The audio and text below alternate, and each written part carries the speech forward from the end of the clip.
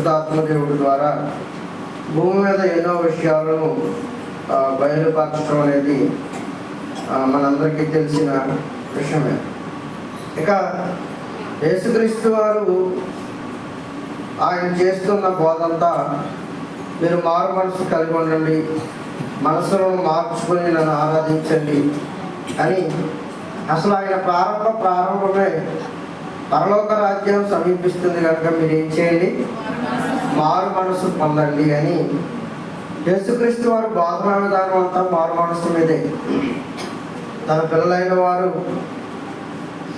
తదేకంగా అదే మనస్తత్వంలో ఉండి నశించుకుపోవటం ఆయనకి ఇష్టం లేదు కనుక ఆయన బోధనా విధానం అంతా మీరు ఇలా ఉండండి, ఇలా ఉంటున్నారు, మనసును మార్చుకోండి, ఇలా ఉంటున్నారు, పరిస్థితులు చక్కపరచండి, దేవుడు మనకు పెట్టిన దీపం ఏ రోజైనా ఆరిపోతుంది కనుక అది ఆరిపోయే రోజులు రాకముందే మీ మనసును, మీ మాట, మీ నడవడిక, మీ కట్టుబాట్లు సమస్తాన్ని మీరు ఏం చేయండి, మార్చుకోండి అని ఆయన తన వేద గ్రంథంలో ఎన్నోసార్లు చెప్పడం అనేది మనందరికీ తెలిసిన విషయమే.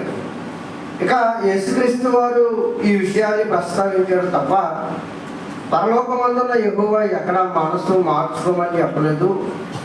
మనసు మార్చుకోవటం వల్ల ఒరిగిందేమీ లేదు. కానీ యేసుక్రీస్తు తాను బోధన చేస్తున్నప్పుడు ఆయన అన్న మాట ఏంటంటే, ప్రియులరా, నేను తండ్రి వద్ద విని నేర్చుకొని మీకు బోధిస్తున్నాను అన్నాడు.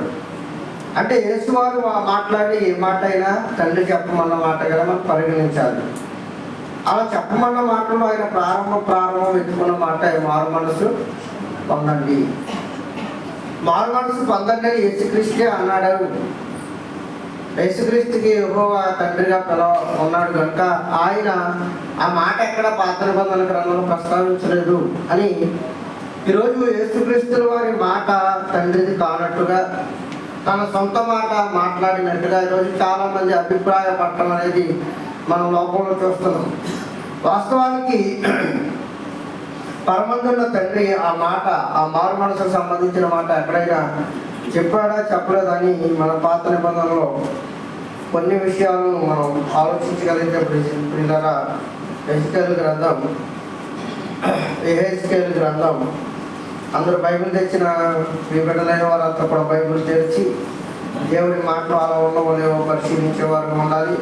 33వ అధ్యాయము 11వ వచనం నుండి చూద్దాం ప్రియులారా. 33:11 ఎహెజ్కేలు గ్రంథం 33వ అధ్యాయము 11వ వచనం. పాత నిబంధన గ్రంథంలోని 715వ పేజీ నంబరు. కాగా వారితో ఇట్లను, నా జీవము తోడు దుర్మార్గుడు మరణము నొందుట వలన నాకు సంతోషము లేదు. దుర్మార్గుడు తన దుర్మార్గత నుండి మరలి బ్రతుకుట వలన నాకు సంతోషము కలుగును. కాబట్టి ఇశ్రాయేలీయులారా, మనస్సు త్రిప్పుకొనుడి, మీ దుర్మార్గత నుండి మరలి మనస్సు తిప్పుకొనుడి అని అంత క్లియర్గా రాశాడు చూడండి. మారు మనసు పొందండి అని యేసుక్రీస్తు సొంత మాటలు కావాలి. తండ్రి నాకు నేర్పినట్టుగానే నేను భూమి మీద మీకు బోధిస్తున్నాను, తండ్రి అంతా వినిన సంగతులే నేను మీకు చెబుతున్నాను అని ఆయన కొత్త నిబంధన గ్రంథంలో చెప్పడమే చెప్పాడు. మరి అలా ఎక్కడైనా చెప్పాడా? యేసుక్రీస్తు అక్కడే చెప్పాడు, యెహోవా చెప్పినట్టు అక్కడ లేవని మనం ఎలాగ బైబిల్ చదవం కనుక మనకు తెలియదు కనుక వాళ్ళు ఏం మాట్లాడినా చెల్లిపోవడానికి కారణాలు, ప్రప్రథమైన కారణం ఏంటంటే మనకు బైబిల్లో ఉన్న రెఫరెన్స్ల గురించి కానీ బైబిల్లో రాయబడిన ఆ ఎసెన్స్, ఆ సారం కానీ మనకు తెలియకపోవడం. మనకు తెలియనప్పుడు కానీ అందుకే దుర్మార్గులకి, దుష్టులకి మరణాలు రాకపోవడం కారణం. కానీ దుష్టుడు మరణంలో దృష్టి చేత నాకు ఏమాత్రమైన సంతోషం కలుగుతుందా? అలా కాదు. దుర్మార్గుడు తన దుర్మార్గతను విడిచి మరణి బ్రతకాలి, మరణ మార్పులో నుంచి రావాలి, మారు మనసు చెందాలి. హత్య చేసిన వాడు ఆయన జైలు జీవితాన్ని అనుభవిస్తూ ఇంకా మరిన్ని హత్యలు నేర్చుకునేవాడు ఉండకూడదు. కానీ అలా ఉండటానికి జైల్లో పెట్టడం లేదు. కానీ తన మనసును మార్చుకుని తర్వాత రిలీజ్ అయిన తర్వాత భూమి మీదకి వచ్చి అంటే స్వార్థ స్వభావంతో బ్రతుకుతాడనే వాడు శిక్షిస్తున్నాడు. స్వార్థ స్వభావంతో బ్రతుకుతాడు, మనసును మార్చుకోవాలి. ఒకప్పుడు మన భారతీయ సంస్కృతి సాంప్రదాయాల ప్రకారం ఆయన తక్కువ కులం వారిని భూమి మీద రావణించేవారు కాదు. మార్చుకోను. ఒకప్పుడు ఆవిడ ఒక స్త్రీ బయట రావడానికి చాలా ఇబ్బందికరమైన పరిస్థితులు భారతదేశంలో చోటు చేస్తున్నాయి. ఇప్పుడు స్త్రీలు పురుషులతో సమానం అన్న భావంలోనికి మార్పులోనికి వచ్చాము. ఒకప్పుడు కట్టుబాట్లు లేదు, ఇప్పుడు కట్టుబాట్లు లేదు. ఒకప్పుడు ఆహార పదార్థపు అలవాట్లు లేదు, ఇప్పుడున్న ఆహార పదార్థపు అలవాట్లు లేదు. ఒకప్పుడున్న రోగాల తీరు లేదు, ఇప్పుడు ఉంటున్న రోగాల తీరు లేదు. ఒకప్పుడు జ్వరం వస్తే ఒక రోజు 2 రోజులు, ఇప్పుడు జ్వరం వస్తే 15 రోజులైనా తగ్గని పరిస్థితి. అంటే మార్పులు చోటు చేసుకున్నాయని చెబుతున్నాను. కనుక దేవుడు మారడానికే ఇష్టపడుతూ ఉంటాడు. మారాలి, మనస్సును మార్చుకోవాలి. ఒకప్పుడు మన స్థితి భయంకరమైన పాత జీవితంలో కానీ పాపకోపంలో బ్రతుకుతున్న మనకి మీరు ఎలా కాదు ఉండాల్సింది, మీ మనసును మార్చుకోండి అని బైబిల్ గ్రంథంలో మనం ఎలా బ్రతకాలో రాయించాడు, ఎలా నడవాలో రాయించాడు, ఎలా మెసులుకోవాలో రాయించాడు, ఎలా ఉంటే వాళ్ళకు వెళతామో కూడా రాయించాడు. ఇన్ని సంగతులు ఆయన చెప్పిన తర్వాత ఇంకా మన మనసును మార్చుకోకపోతే, ఇంకా మనం మారు మనసు పొందకపోతే అలాంటి దృష్టిని చూసాక ఈయన ఎలాగైనా చంపేద్దాం అనుకోవట్లేదట. ఆయన ఈరోజు ఇచ్చాడు, రేపు కూడా అవకాశం ఇద్దాం, చూద్దాం. రేపు ఇచ్చాడు, ఎల్లుండి కూడా అవకాశం ఇద్దాం. ఎందుకు అవకాశం ఇస్తున్నారంటే పిల్లరా, భూమి మీద నీకు చేతనైన పనంతా ఎక్కడ చేయాలి? భూమి మీదే చేయాలి. చేతికి వచ్చిన నీ పని, నీకు ఇష్టమైన పని ఎక్కడ చేయమన్నాడు? భూమి మీదనే చేయి. ఎందుకంటే నువ్వు పాతాళంలో పని కానీ తెలివి కానీ ఉపాయం కానీ అక్కడ లేవు. ఆడికి వెళ్ళిన తర్వాత మరలా అని సప్లిమెంటరీ ఎగ్జామ్స్ రాస్తానికి కుదరదు.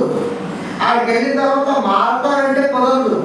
ఆడికి వెళ్ళిన తర్వాత మళ్ళీ ఒకసారి భూమి మీద పంపించాలా కుదరదు. మనందరికీ తెలుసు దాని సందర్భం. ఆయన భూమి మీద ఉండగా ఆయన అవకాశం కూడా మారలేకపోయాడు. పరలోకంలో పాతాళంలో కానీ వెళ్ళిపోయిన తర్వాత అవకాశం లేకపోతే అవకాశం అడుగుతున్నాడు. ఎవడు? భూమి మీద 60-70 సంవత్సరాల జీవితకాలం మాత్రమే మనకి దేవుడిచ్చి ఆయుష్ కాలంలో ఎంత తొందరగా ఆయన గురించి తెలుసుకుని మారితే మనకంత మంచిది. అంటే ఇదే అనుకూల సమయం. నేనే రక్షణ, రేపు లేదు, ఇక భవిష్యత్తు లేదు. నేనే సమయం ఉండగానే మీరు ఏం చేయండి, మీ ఇల్లుని చెప్పబడండి. రేపు చెప్పబడదో ఇల్లుని చెప్పబడదో అన్న ఆలోచనలో ఉండకండి. ఎందుకంటే రేపటి సమయం ఉండగానే, నేడు సమయం ఉండగానే మానవ జీవితాన్ని చక్కపరుచుకోవాలి అన్న దాని ఇంటెన్షన్. కనుక దేవుడికి సదావకాశాన్ని భూమి మీద మనం బ్రతుకుండగానే దీన్ని సద్వినియోగపరచుకోవాలి. కాలము సమయం గతించిపోతున్నది, మీరు అజ్ఞానుల వలే కాక అన్నాడు. అజ్ఞానులు అంటే ఇక్కడ ఏముందో తర్వాత చూద్దాం. అక్కడికి వెళ్ళొచ్చిన తర్వాత అసలు ఎవడెళ్ళాడు, అక్కడ పరిస్థితులు ఎలా ఉంటాయో ఎవరు తెలుసు అని అజ్ఞానంగా మాట్లాడే మూర్ఖులు ఉన్నారు ఇక్కడ భూమి మీద. వెళ్ళావా, అక్కడ వెళ్ళాడా వెళ్ళడానికి అవకాశం లేదు. తాగేసిన తర్వాత బ్రతకాలి అనుకోవడం అని ఎంత అవివేకమో. అదేదో తాకముందు ఏడిస్తే తాగే పనే లేకుండా ఉంటుంది. మానవులకు అంచుల దగ్గరకు వెళ్ళిన తర్వాత మనిషికి మానవ జీవితాల గురించి బాగా అర్థమైనా ఇక అక్కడ బ్రతకడానికి అవకాశాలు లేవు, ఛాన్సులు లేవు. ఇలాంటిదే కానీ భూమి మీద ఉన్న లైఫ్. ఈ లైఫ్ని ఇక్కడ ఉండగానే నిర్ణయకాలంలో పొలిమేరలను ఏర్పాటు చేసి దేవుడు తాను తెలుసుకోలేకుండా కానీ నిర్ణయ కాలాన్ని నిర్ణయించాడట. యెహోవా మీరు వెతుకు కాలమందు ఆయన మీకు దొరుకుతాడు. కదండి, మీరు వెతికే కాలంలో నేను దొరుకుతాను. యెహోవా దొరికే కాలంలో మనం ఆయన ఏం చేయాలి, బ్రతకాలి. ఆయన అవకాశాలన్నీ చేజారిపోయిన తర్వాత కానీ ఇక మన మన శరీరంలో ప్రాణం పనుపుడుతో మిగులు ఉండగా ప్రభా ఈసారికి దొంగను యాక్సెప్ట్ చేశారు కదా కూడా యాక్సెప్ట్ చేసి అని ఎదురు చూడటానికి 50 ముదురులు ఉన్నారు ఇక్కడ. కానీ ఈ ముదురుల యొక్క తెలివితేటలు భూమి మీద కానీ మన భర్తలాంటి ఇక్కడే కదా రెండేళ్ళు కుదరదు. ఏ ముద్ర వేయాల్సిన ముద్ర అయితే ఇక్కడే వేసాయి. అక్కడికి వెళ్ళిన తర్వాత నీ ముద్రలు ఆయన చూడటానికి ఇష్టపడదు. అని బ్రేక్ డాన్స్ చేస్తావా, మరో డాన్స్ చేస్తావా కానీ నీకు ఏది వచ్చినా ఉప్పుదేవో ఇక్కడే వేసేయాలి. అందుకే సమయం ఉండగానే మనం ఏం చేయాల, మనసును మార్చుకోవాలి. దుష్టుడు మరణము నొందుట చేత నాకేమాత్రము సంతోషము లేదు. అందుకే ఇవ్వబడిన ఆయుష్కాలంలోనే గుర్తెరగాలి. అయ్యో ప్రభువా, మానవ జీవితానికి ఇచ్చిన విలువ, మానవ జీవితానికి ఇచ్చిన పరమాత్మని ఆయన ఉండగానే మనము మన శరీరంలో ప్రాణం ఉండగానే మనం ఏం చేయాలి, దాన్ని గుర్తెరిగే వారుగా ఉండాలి. అని సమయం అయిపోయిన తర్వాత ఈ దేహాన్ని విడిచి ఆత్మ వెళ్ళిపోయిన తర్వాత అక్కడికి వెళ్ళిన తర్వాత ఇక దశకాలు ప్రైవేట్లు సోషల్ ఏమి ఉండవు. ఇదే సోషల్ మీకు ఇదే లాస్ట్ పీరియడ్ ఇది. అది అతి దినంలో మీరు జాగ్రత్తగా ఉన్నాడు.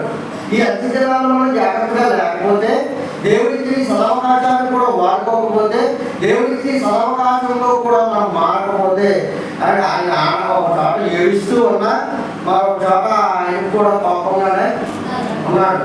అయినప్పటికీ దేవుడుకుంటున్నాడు. అని దీర్ఘకాలం దయ చూపిస్తున్నాడు.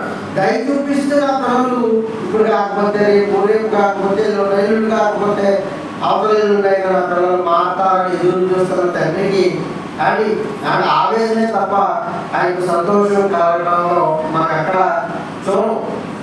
ఎందుకంటే బిజీ లైఫ్లో మనం చాలా బిజీ లైఫ్ గడుపుతున్నాం. ఈ సమయంలో దేవుడికి టైం ఇవ్వడానికి మనకు అవకాశాలు కుదరటంలా.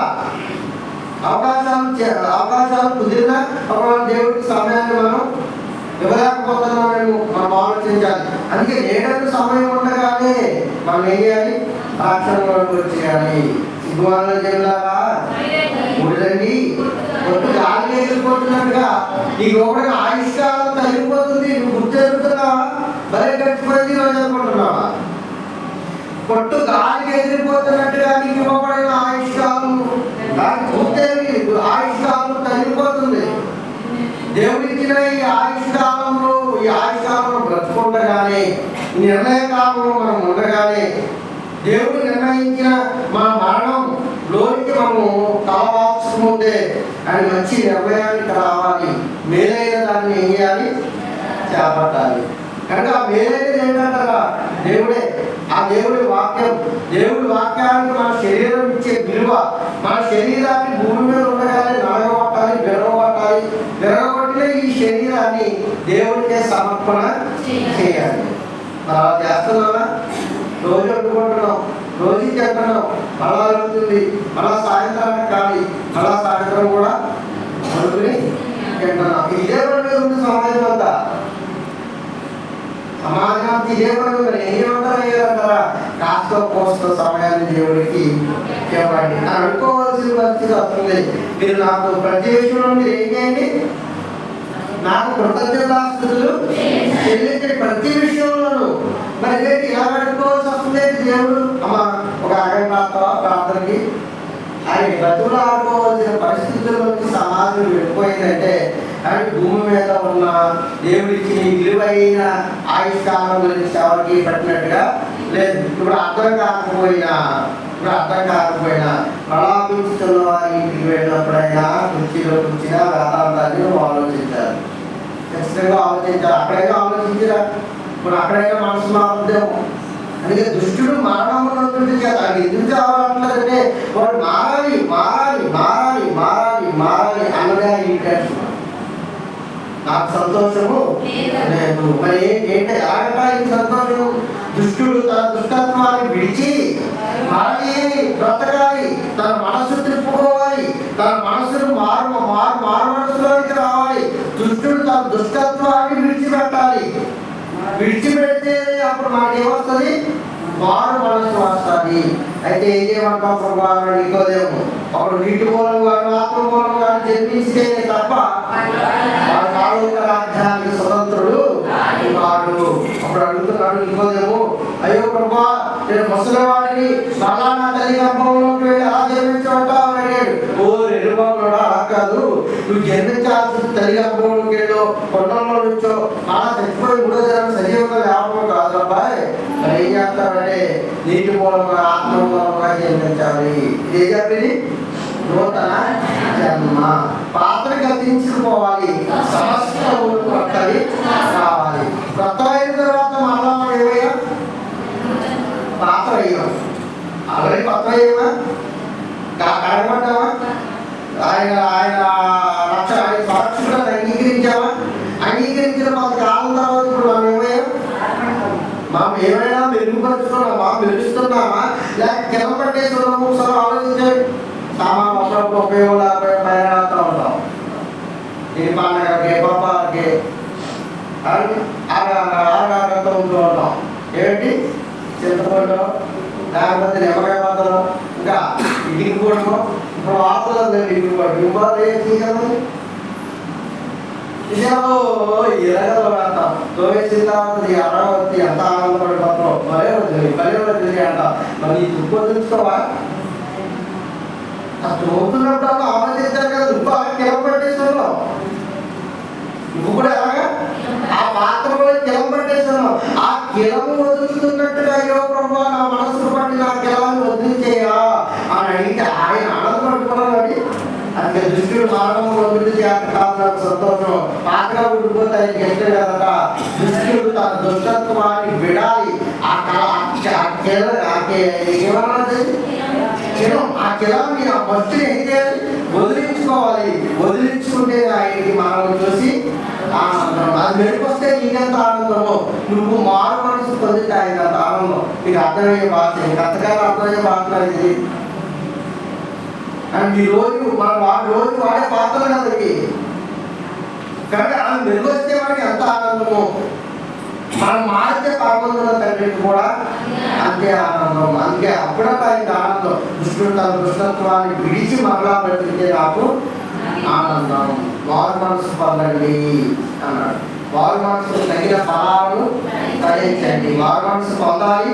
ఆ మారిన మనసుని ఎవరికి ఇవ్వాలి? దేవునికి ఇవ్వాలి. ఎప్పుడెప్పుడు? ఆదివారం 1 గంట, శనివారం 1 గంట, ఈ 40 రోజుల ఉపాస ప్రార్థనలు అంటే అప్పుడప్పుడు 1 గంటన్నర. అప్పుడ నన్ను వెంబడించిన వాడు తను తాను ఉపేక్షించుకొని ఎప్పుడు ప్రతిదినము, శనివారం, ఆదివారం, సోమవారం కాదు, నన్ను వెంబడించాలని ఒక ఆశించుకుంటే ప్రతిదినము నా శిలువెత్తుకొని వెళ్ళాలి, వెంబడించాలి. అంటే మనలో మన బాడీలో ఉన్న ప్రతి అడుగు ఏమైనా రగిలిపోవాలో తెలుసా? దేవుడు దేవుడు దేవుడు దేవుడు దేవుడు దేవుడు దేవుడు కానీ ఉండకూడదండి. మరి ఎలా మనకి రక్తాన్ని అన్ని అవయవాలకు అందిస్తుందో గుండె కన్నా వేగంగా మన ఆలోచన ఉంది. మన ఆలోచన వేగంలో దేవుడు దేవుడు దేవుడు దేవుడు దేవుడు అని పరుగులు పెట్టాలి కదా. పెట్టావా? ఇంకా ఎక్కడ ఇస్తున్నా మరి అక్కడ ఏ మాట్లాడినా అంతే, ఎంత ప్రేమ ఇచ్చినా అంతే. అంటే దుష్టుడు తన దుష్టత్వాన్ని విడిచి ఏం చేయాలట? మారాలి. కొత్త నిబంధనలోనే కాదు, పాత నిబంధనలో కూడా ఏముంది? మారు మనసు కలిగిన మాటలు ఉన్నాయి. అదే ఆయన ఇష్టపడుతున్నాడు. ఆయన మారు మనసు కలిగిన జీవితాలు తన పిల్లలు పొందుకోవాలని ఆయన ఆశపడుతున్నాడు. ఎస్కేలు 33:11 కాగా వారితో ఇట్లను నా జీవముతో దుర్మార్గుడు మరణం పొందుట చేత నాకు సంతోషం లేదు, కానీ దుర్మార్గుడు తన దుర్మార్గతని మరణి బ్రతుకుట వలన నాకు సంతోషం కలుగును. కాబట్టి ఇశ్రాయేలీయులారా మనసు త్రిప్పుకోండి, ఈ దుర్మార్గత నుండి మరణి మనసు తిప్పుకోండి. అలా తిప్పుకోకపోతే మీరు మరణం పాలైపోతారు కదా. అందుకే మీరు మనసు తిప్పుకోండి. సమయం ఉండగానే, ఇక్కడ ఆయుష్కాలం ఉండగానే, ఈ శరీరంలో మాంసం ఉండగానే, అని ఈ కళ్ళు చూస్తుండగానే, ఈ నోరు మాట్లాడుతుండగానే, ఈ చెవులు వింటుండగానే మనం ఏం చేయాలి? మనసు తిప్పుకొని బ్రతకాలి. విలాప వాక్యము 3వ అధ్యాయం విలాప వాక్యములు 3వ అధ్యాయం 40-41 వచ్చిన కూడా చూద్దాం పిల్లలు. 40-41 వచ్చిన విలాప వాక్యములు 3వ అధ్యాయం 40-41 వచ్చిన మన మార్గములను పరిశోధించి తెలుసుకొని మనము యెహోవా తట్టు తిరుగుదుము. ఏం చేయాలట? మన మార్గములను ఏం చేయాలట? పరిశోధించి తెలుసుకొని యెహోవా తట్టు తిరగాలంట. అంటే ఎప్పుడవుతుంది? పాత రోత జీవితాన్ని విడిచిపెట్టి మన మనసును ఎప్పుడైతే దేవునికి అంకితం చేస్తామో అప్పుడు యెహోవా తట్టు మనము తిరిగేవారుగా ఉంటాం. అంతేకాక ఆకాశమందున్న దేవుని తట్టు మన హృదయములను మన చేతులను కూడా ఎత్తాలి అన్నాడు. చూడండి, అంటే దినగల్లా మనం ఎవరి చూడాలి? దేవుని వైపు చూడాలి. ప్రభువా నా జీవితం నీకు అంకితం అని ఒక తీర్మానంలోకి మనము రావాలి. కానీ ఎంతకాలం పాపంలోనే ఏడుస్తాం, ఎంతకాలం అబద్ధాల్లోనే బ్రతుకుతాం, ఎంతకాలం మాసాల్లోనే ఉంటాం. కానీ ఇప్పుడైనా మనం ఏం చేయాలి? లోకానికి వేరవ్వాలి. లోకము అలాగే బ్రతికి ఆయన రక్తంలో కడగబడి నువ్వు అలాగే బ్రతికితే నీకు లోకానికి తేడా ఏముంది?